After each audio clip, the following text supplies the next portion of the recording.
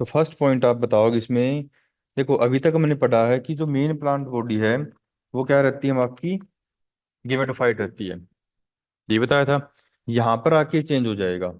यहाँ पर जो मेन प्लांट बॉडी रहेगी वो इसकी स्पोरोफिटिक रहेगी भाई। यानी कि जो मेन प्लांट होगा आपको दिखने में वो स्पोरोफाइट होगा, जो बड़ा होगा और आपको दिखाई देगा। ठीक है। जो कि इंडिपेंडेंट होगा और जिसके अंदर रूट स्टेम और लीफ होंगी। देखो, मैं आपको एक बार फिर से बता देता हूँ यहाँ पर ये क्या हो रहा है कि जब आप प्लांट की क्लासिफिकेशन देखते हो ना, यानी कि यहाँ पर क्या आती है, एल्गी। मान लो ए स्टैंड फॉर एल्गी। फिर आगे ब्रायोफाइट्स। फिर आगे आपके टेरिडोफाइट्स। टेरिडोफाइट में जो पी है वो साइलेंट रहता है। ठीक है। उसके बाद आगे हमारे जिम्नोसम्स और उसके बाद आएंगे एंजियोस्पर्म्स भाई। ठीक है। तो यहाँ तक जो प्लांट है एल्गी और ब्रायोफाइट्स, इनके अंदर जो मेन प्लांट बॉडी है वो क्या रहती है, गेमेटोफिटिक रहती है। लेकिन इससे आगे जो मेन प्लांट बॉडी रहेगी वो स्पोरोफिटिक रहती है। तो गेमेटोफाइट मतलब हैप्लोइड आप लिख दोगे, एन। और स्पोरोफिटिक मतलब 2 1 डिप्लोइड। क्लियर है। तो ये जितने प्लांट हैं, चाहे आप साइकस देख लो यानी कि आपके जिम्नोस्पर्म्स देख लो, चाहे आप बड़े प्लांट देख लो, इनके अंदर जो मेन प्लांट बॉडी होती है वो इसका स्पोरोफाइट होता है। जो आप ये पीपल का तना देखते हो, पत्ते देखते हो, जड़ें देखते हो, जो आपको दिखाई देता है बड़ा, ठीक है, वो स्पोरोफाइट होता है, जो कि डिप्लॉयड इन नेचर होता है। क्लियर है। तो यहां से इससे आगे जो भी आप प्लांट पढ़ेंगे उनके अंदर जो मेन प्लांट बॉडी हो जाएगी वो स्पोरोफिटिक हो जाएगी। इसलिए ये गेमेटो आपके जो ब्रायोफाइट्स हैं उनसे अलग होते हैं। पहला पॉइंट क्लियर हो गया। दूसरा पॉइंट आप बताओगे, इनके अंदर आपको ट्रू स्टेम, लीफ और रूट देखने को मिलेंगे। तो जहां वर्ड लिखा हुआ ट्रू, इसका मतलब क्या होगा कि यहाँ पर वस्कुलर बंडल होंगे। ठीक है।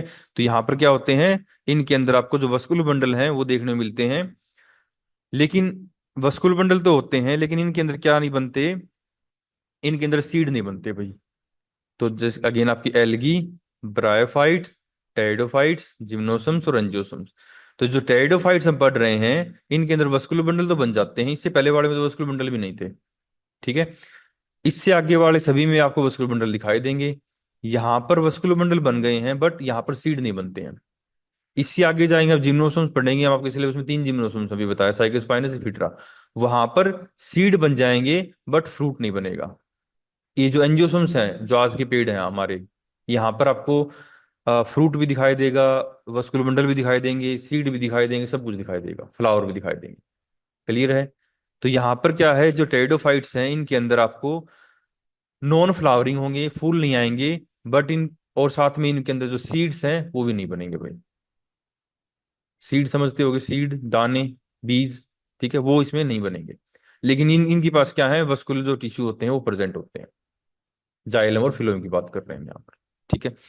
यहाँ पर जो लीफ आपको दिखाई देंगी वो 2 टाइप की होती है, मैक्रोफिलस एंड माइक्रोफिलस एंड मैक्रोफिलस भाई। तो माइक्रोफिलस मतलब छोटे पत्ते, यानी कि small leaf without forming leaf gap. जैसे कि आपको इस पिक्चर में दिखाई दे रहा है। तो ये जो फोटो है आप यहाँ पर देख रहे हो, ये है सेलेजेनेला की। ये छोटा प्लांट होता है, फोटो में थोड़ा बड़ा जूम करके दिखा रखा आपको। ठीक है। ये आपके मटेरियल आपकी लैब में रखा हुआ, अभी आप प्रैक्टिकल में देख भी सकते हो इसको। ठीक है। तो यहाँ पर आप पत्ते जो लीफ देखोगे ना, यहाँ पर लीफ के बीच में कोई आपको ज्यादा गैप नहीं दिखाई देगा, मतलब इस तरीके से लीफ होते हैं इसकी। ठीक है। यानी छोटे छोटे पत्ते होते हैं। और लीफ, जिसकी मान लो ये लीफ है यहाँ पर देख रहे हो आप, तो लीफ के बीच में गैप नहीं है। समझ गए। मान लो एक लीफ ये होती और दूसरी ये होती तो बीच में गैप होता है ये।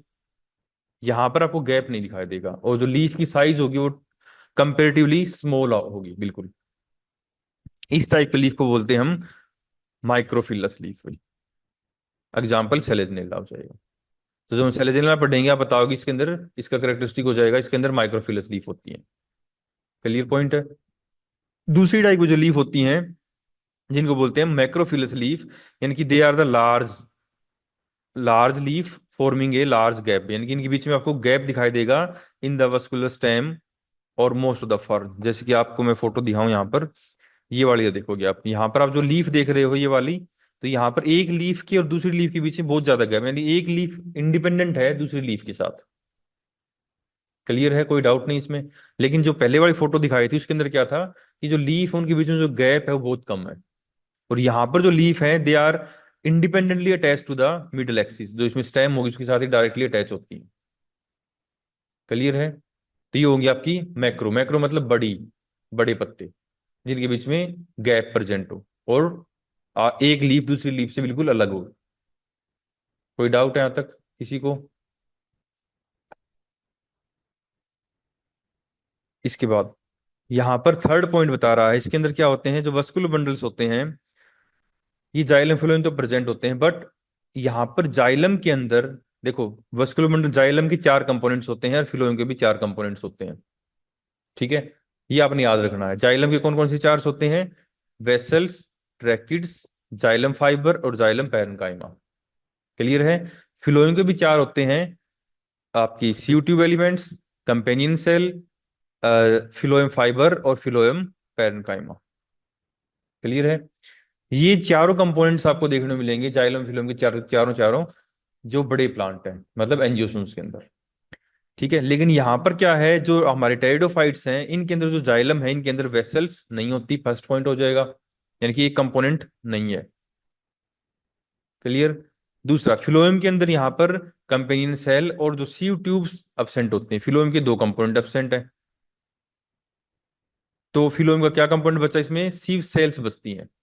यानी कि देखो, जो सीव ट्यूब्स होती है ना, ये बनती हैं इन सीव सेल्स से। यानी कि आप ऐसे समझ सकते हो कि जो सीव सेल्स हैं, they are the primitive form of phloem. Clear है? तो यहाँ पर क्या सेल्स हैं, और ये सेल फिर मिलके क्या बनाते हैं? ट्यूब बनाती हैं, और ये ट्यूब आपको देखने मिलेंगी बड़े प्लांट के अंदर, जो एडवांस प्लांट है, लाइक जिम्नोसम्स और एंजियोसम्स।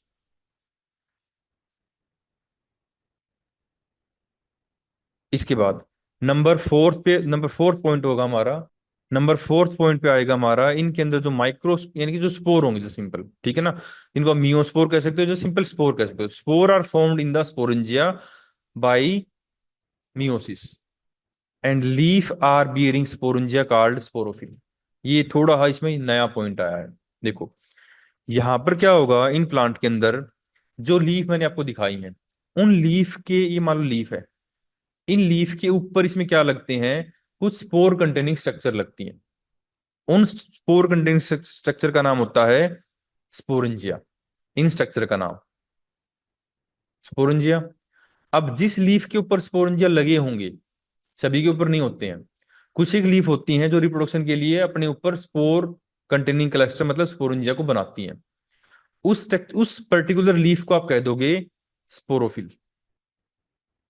यानी कि है तो लीफ ही है, बट इसके ऊपर स्पोरेंजिया लग गए हैं। क्लियर है? अब देखो यहां पर क्या है, मेन प्लांट मैंने बताया स्पोरोफाइट है। क्लियर है? तो मेन प्लांट हम बना लेंगे, मान लो फॉर एग्जांपल यहां पर बना लेते हैं। मेन प्लांट हो गया आपका स्पोरोफाइट। ठीक है, ये आपका मेन प्लांट हो गया। अब मेन प्लांट स्पोरोफाइट है, इसके ऊपर लीफ लगती है इस तरीके से। ठीक है, इन लीफ के ऊपर यहां पर क्या लगते हैं? कुछ एक लीफ के ऊपर कुछ स्पोर कंटेनिंग स्ट्रक्चर लगती हैं, नाम हो जाएगा स्पोरेंजिया। ठीक है, अब इन स्पोरेंजिया के अंदर क्या होंगे? प्लांट क्या है? स्पोरोफाइट है, मतलब टू वन है, डिप्लॉयड है, सॉरी, टू वन डिप्लॉयड है। अब यहां पर अगर जो स्पोरेंजिया है, इसके अंदर क्या होंगी? स्पोर मदर सेल्स होंगी। तो स्पोर मदर सेल्स होंगी, spore mother cells. Spore mother cell के अंदर आप बताओगे मियोसिस। ठीक है, और क्या बनेंगे? हैप्लोइड स्पोर बनेंगे। क्लियर है?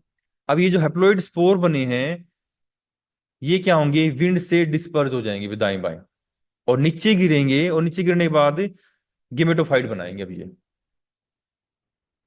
अभी तक जो पढ़ा था मैंने कहा, उसका एकदम से उल्टा करना है बस। यहाँ पर जो ब्रायोफाइट्स थे, उसका उल्टा है जो सिंपल।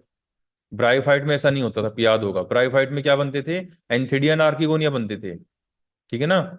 यहाँ पर क्या है, जो हम हमारी जो लाइफ साइकिल स्टार्ट होगी, वो प्लांट के ऊपर से स्टार्ट होगी। जो मेन प्लांट है उससे स्टार्ट करते हैं हम हर बार। तो यहाँ पर जो मेन प्लांट रहेगा, वो ये है, मान लो फॉर एग्जाम्पल ये इक्विस्टम है भाई, आपके सिलेबस में ये प्लांट। यहाँ पर क्या है, बीच में स्टेम है, और स्टेम पे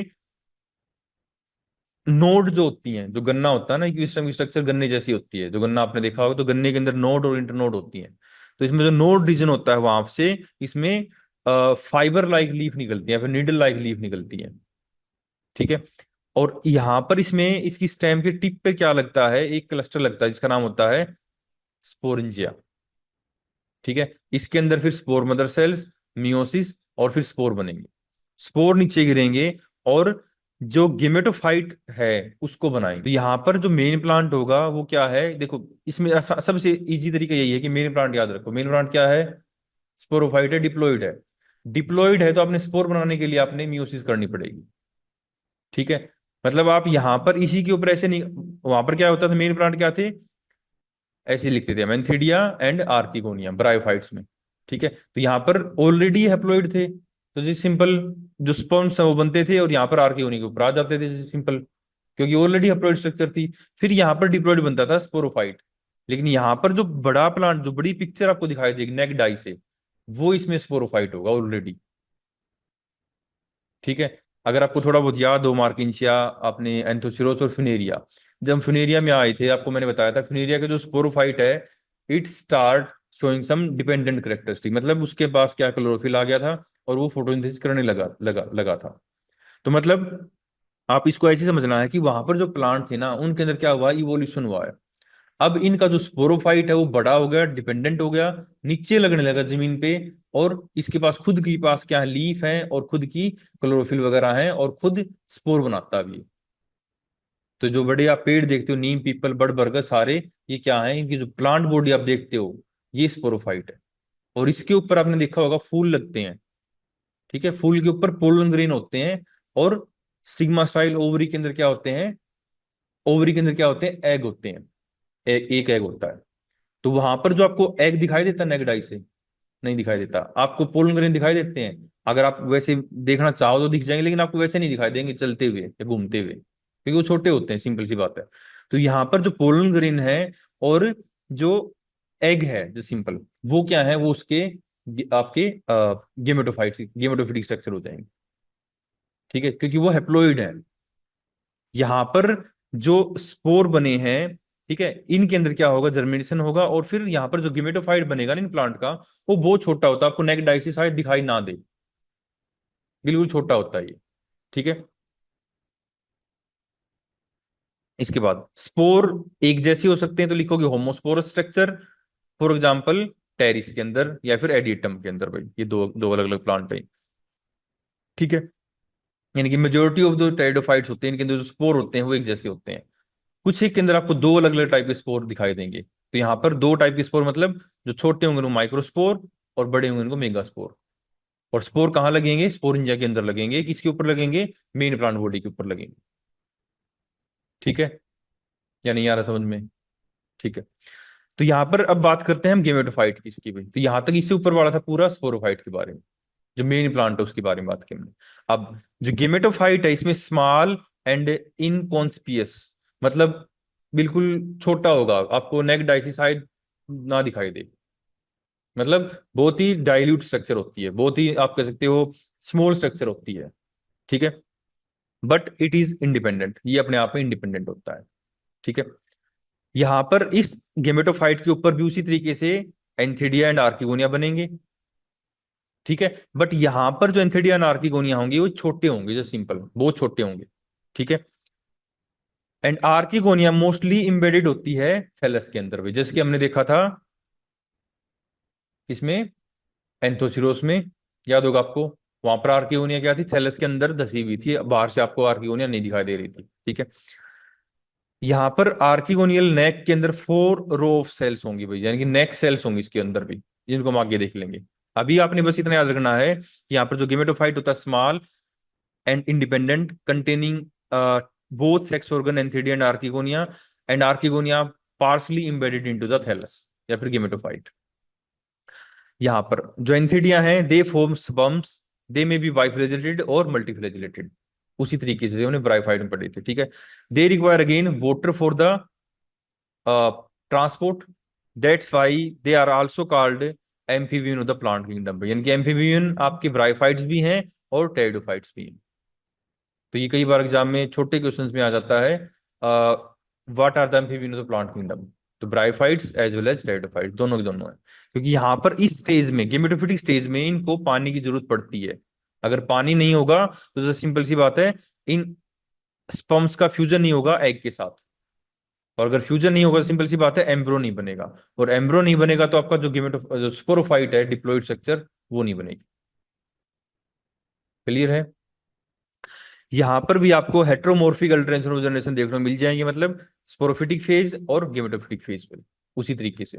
बट डिफरेंस ये है कि यहाँ पर जो स्पोरोफिटिक फेज है ये लार्ज है, डोमिनेंट है, बड़ी है, ठीक है, एंड आल्सो इंडिपेंडेंट है।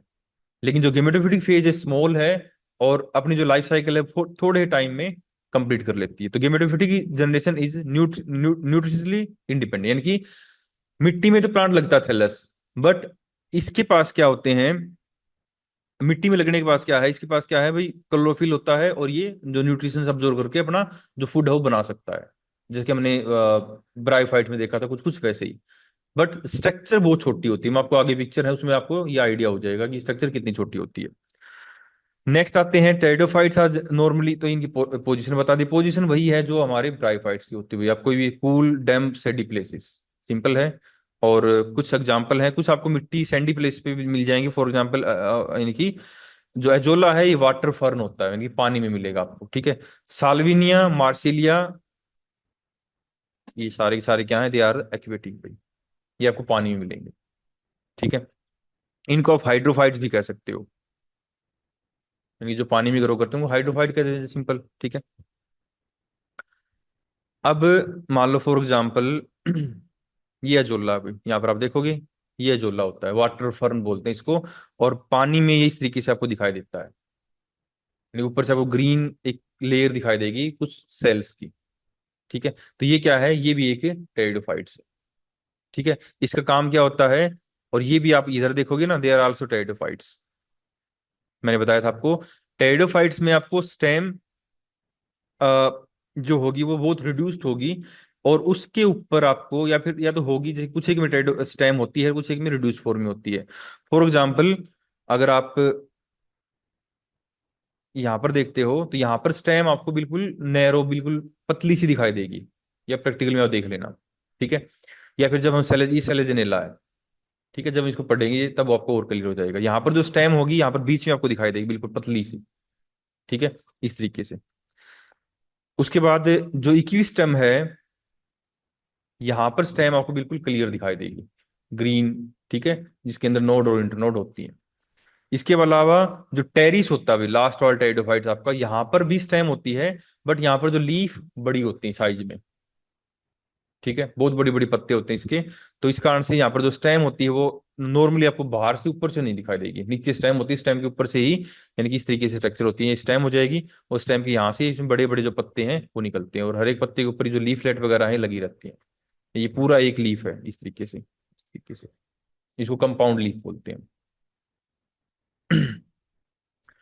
नेक्स्ट आते हैं इसके इकोनॉमिक इंपोर्टेंस। इकोनॉमिक इंपोर्टेंस में आप बताओगे, इनको हम फूड के रूप में यूज कर सकते हैं। फॉर एग्जांपल मार्सिलिया का जो स्पोरोकार्प है, इसको हम एज ये भी क्या है, वाटर फॉर्न है मार्सिलिया, भी थोड़ी देर पहले बताया था, ठीक है। इसको भी आप as a source of food आप इसको क्योंकि इसके अंदर स्टार्च होता है, इसको कुक करके आप, आलू की तरह होता है दिखने में ये, ठीक है, आप इसको खा सकते हो। स्पोरोकार्प मतलब स्पोरोफाइटिक स्ट्रक्चर, जिसके अंदर स्पोर होते हैं। उसके बाद यंग लीफ की जो टिप होती हैं, इनको भी आप वेजिटेबल के तौर पे खा सकते हो, जिसके पालक के पत्ते खाते हो वैसे ही, ठीक है। यंग फ्रॉन्ट्स, ये कुछ प्लांट आपके, ठीक है, इनके जो यंग फ्रॉन्ट्स का मतलब होता है ये वाली स्ट्रक्चर वही जो आप यहाँ पर देख रहे हो, these are the young frond, मतलब डेवलपिंग लीफ, ठीक है। इस पूरी स्ट्रक्चर को भी आप एज ए वेजिटेबल कंज्यूम कर सकते हो, ठीक है।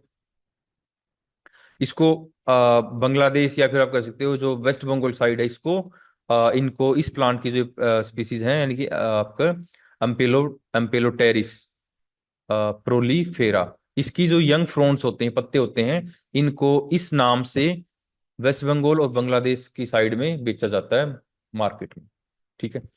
ऐसे ही क्रोजियर्स होते हैं, क्रोजियर मतलब बिल्कुल बिल्कुल फोल्ड लीफ ये वाली, यानी कि ये जो पत्ता होता है ना, जो आप यहाँ पर देख रहे हो दिस वन, ठीक है, ये जब यंग होता है, छोटा होता है, तब ये बिल्कुल इस तरीके से बिल्कुल फोल्ड होता है, ये ऐसे ऐसे, और फिर ये ऐसे ऐसे धीरे धीरे खुलता है, ठीक है। जैसे कि आप यहाँ पर भी देख सकते हो ये थोड़ा बहुत। तो ये जो बिल्कुल कंप्लीटली फोल्ड स्ट्रक्चर होती है, इसको भी आप एज ए फूड यूज कर सकते हो, यानी कि इसको फ्रोजन करके और स्प्रिंग वेजिटेबल में यूएस से कनाडा में इसको खाया जाता है, ठीक है। लीफ ऑफ मार्सिलिया, इसको सुसैनी कहा जाता है। जापान के अंदर इनको भी वेजिटेबल के तौर पे खाते हैं। राइजोम्स जो होते हैं, राइजोम मतलब रूट का पार्ट, इसको भी स्टार्च के तौर पे फूड के फॉर्म में खाया जाता है। कोर्म होते हैं, आइसो इलेट्स, ये भी एक टेरिडोफाइट्स है। इसके जो कोर्म मतलब मॉडिफाइड स्टेम, इनको भी जो एनिमल्स हैं उनको खिलाया जाता है। तो पिग हो जाएंगे, डक्स हो जाएंगे, ठीक है, इनको भी फूड के फॉर्म में खिलाया जाता है। इसके अलावा कुछ टेरिडोफाइट फोडर के लिए, तो फोडर मतलब जो एनिमल को खिलाते हैं, तो अगेन ये वाला एग्जांपल लिख सकते हो आप इसमें फोडर में, कोर्म वाला, ठीक है। तो इसको भी आप फोडर के रूप में यूज कर सकते हो। फोडर मतलब एनिमल का खाना, ठीक है। इसके अलावा सोइल बाइंडिंग भाई, ये इनका इकोलॉजिकल इंपॉर्टेंट है, ये इकोलॉजिकल इंपॉर्टेंस है, यानी कि जैसे ब्रायोफाइट होते हैं वैसे ही जो टेरिडोफाइट्स होते हैं, they are also soil binder, मतलब सोइल इरोजन को ये रोकते हैं। कहाँ पर? स्लोप के, जहाँ पर हिल स्लोप्स होते हैं।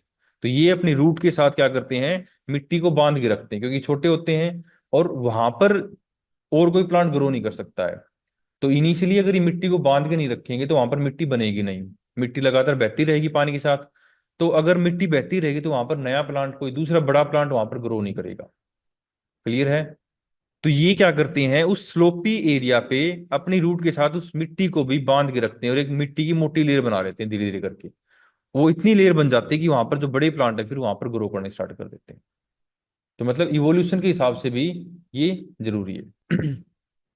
यानी कि जैसे कि सोरिंग का मतलब होता है, स्कोरिंग का मतलब होता है आपका जो जूना होता है आपका बर्तन धोने वाला, ठीक है ना। वैसे वैसे इसको, इनको भी स्क्रबर टाइप में, ठीक है, इनको भी यूज करते हैं। तो अगेन फॉर एग्जांपल जो इक्वी स्टेम है, इसकी स्टेम को यूज करते हैं जो आपके जो यानी कि मेटल को पॉलिश करने के लिए, ब्रश के लिए आप कह सकते हो, ब्रश के लिए या फिर साफ सफाई के लिए इनको भी हम यूज कर सकते हैं, ठीक है। इसके अलावा मेडिसिन में तो लाइकोपोडियम एक अगेन आपका टेरिडोफाइट्स है, इसको यूज किया जाता है। इसका जो पाउडर होता है इसको यूज किया जाता है स्किन के लिए और वाट स्किन डिसऑर्डर्स के लिए, साथ में ही क्रीम वगैरह बनाने में, या फिर स्टोमक या फिर डायूरेटिक प्रॉब्लम्स के लिए। इसके अलावा इसकी पत्तों का जो रस होता है, आप कह सकते हैं फोली से डिकॉक्टेशन होता है, मतलब पत्तों को उबाल के और जो लिक्विड बनता है, ठीक है, उसको होम्योपैथी में यूज करते हैं अलग अलग मेडिसिन बनाने के लिए। डायरिया में आपका इक्जिमा, इक्जिमा, ठीक है, आपका कॉन्स्टिपेशंस, और आपकी जो फीवर वगैरह है, लीवर इन्फ्लामेशन में भी इसको हम यूज करते हैं।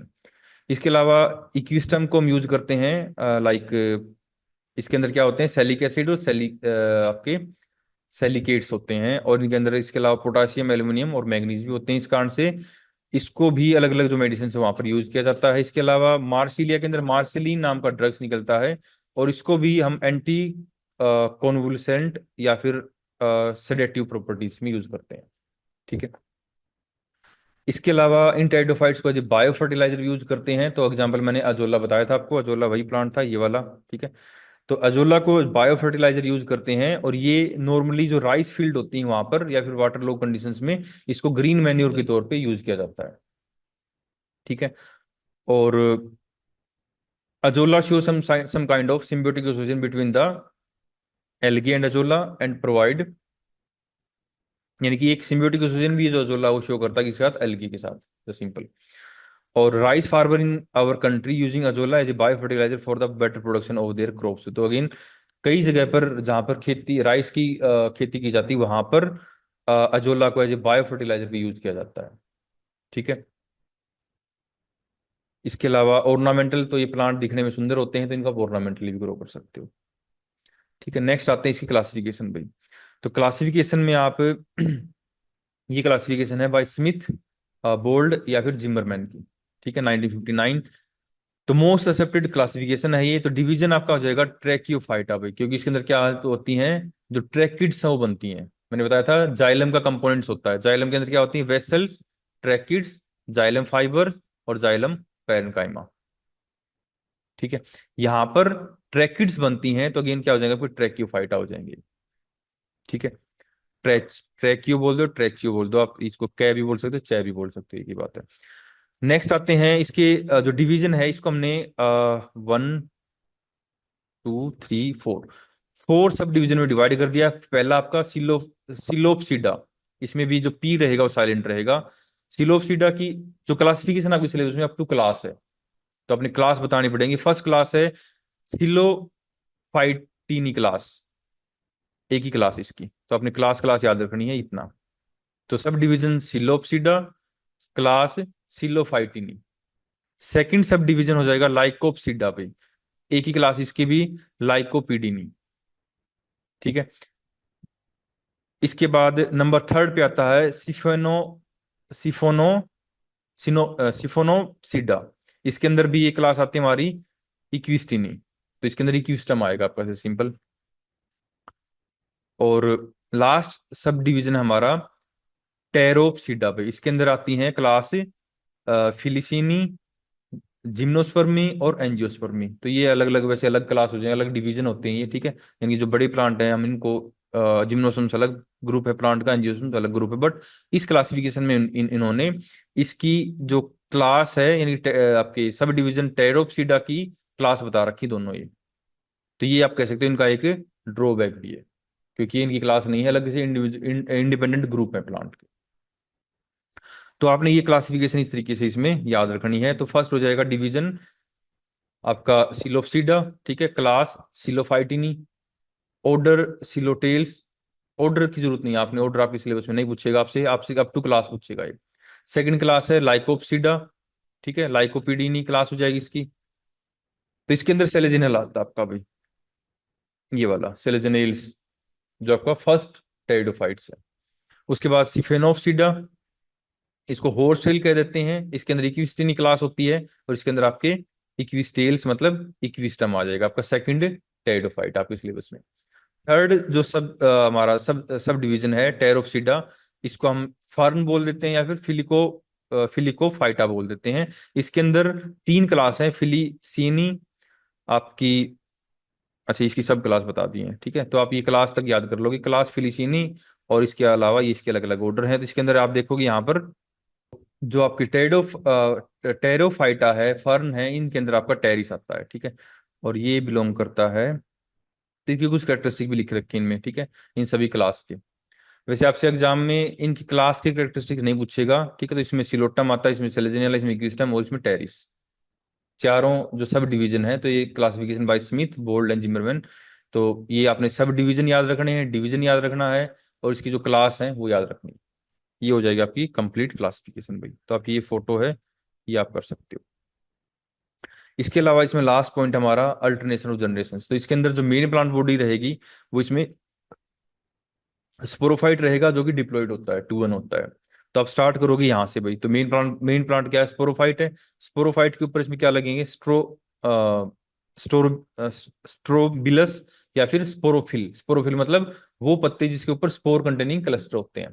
इनके अंदर स्पोरेंजियम लगेंगे, और स्पोरेंजियम के अंदर स्पोर मदर सेल्स, इनके अंदर मियोसिस होगी, और अल्टीमेटली मियोसिस के बाद यहाँ पर हैप्लोइड स्पोर बन जाएंगे, और हैप्लोइड स्पोर जर्मिनेट करेंगे और गेमेटोफाइट बना लेंगे। तो जैसे ही मियोसिस होती है, गेमेटोफिटिक जो जनरेशन है वो स्टार्ट हो जाएगी इसकी।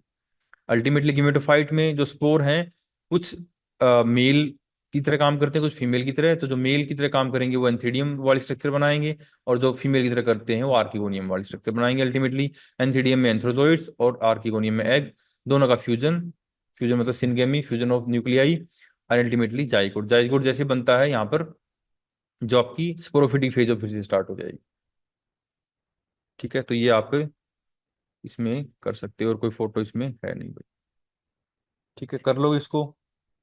तो इसको घर पे जाके एक बार पढ़ने की कोशिश करना, आपको ये इजी है, ज़्यादा मुश्किल नहीं है। अगर आप एक बार इसको कर लोगे, तो जो आप तीन हम नेक्स्ट क्लास में तीन जो आपके टेरिडोफाइट्स हैं, जब वो पढ़ेंगे तब वो आपको इजी रहेगा ये।